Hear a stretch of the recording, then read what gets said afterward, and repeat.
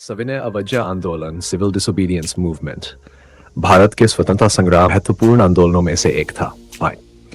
इसका नेतृत्व महात्मा गांधी ने किया था और इसे 22 मार्च मीनिंग 30 को दांडी यात्रा के साथ प्रारंभ किया गया। इस आंदोलन का उद्देश्य ब्रिटिश शासन के अन्यायपूर्ण कानूनों, करों और नीतियों के खिलाफ शांतिपूर्ण और अहिंसक रूप से विरोध करना था।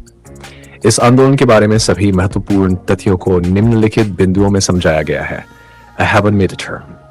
पृष्ठभूमि Steiners का लाहौर अधिवेशन भारतीय राष्ट्रीय कांग्रेस ने जवाहरलाल नेहरू की अध्यक्षता में 1929 के लाहौर अधिवेशन में पूर्ण स्वराज, पूर्ण स्वतंत्रता की मांग की।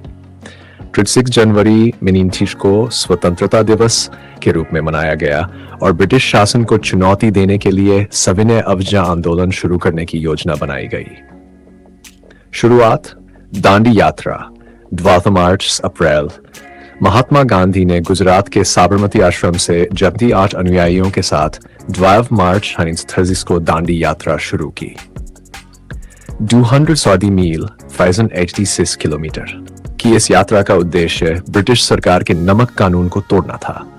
6 अप्रैल 1930 को गांधी जी ने दांडी के समुद्र तट पर पहुंचकर नमक बनाकर नमक कानून का उल्लंघन किया। आंदोलन के प्रमुख उद्देश्य नमक कानून का विरोध। ब्रिटिश सरकार ने नमक उत्पादन और बिक्री पर लगाया था जो गरीब जनता पर भारी पड़ता था।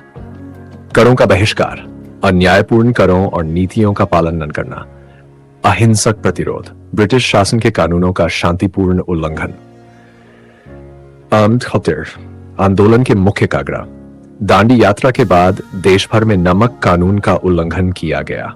करों का बहिष्कार, किसानों ने राजस्व, लैंड टैक्स और अन्य करों का भुगतान करने से इनकार कर दिया। ब्रिटिश वस्त्रों का बहिष्कार, विदेशी वस्त्रों और वस्तुओं का बहिष्कार किया गया। सरकारी संस्थानों का बहिष्कार, लोगों ने स्कूल, कॉलेज, न्यायालय और सरकारी सेवाओं से इस्तीफा दिया। आंदोलन का विस्तार, यह आंदोलन पूरे देश में फैल गया। महिलाओं, छात्रों और किसानों ने सक्रिय रूप से भाग लिया।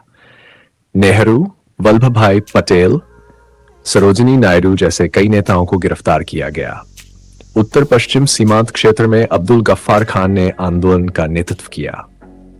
6 ब्रिटिश सरकार की प्रतिक्रिया, ब्रिटिश सरकार ने आंदोलन को दबाने के लिए कठोर कदम उठाए।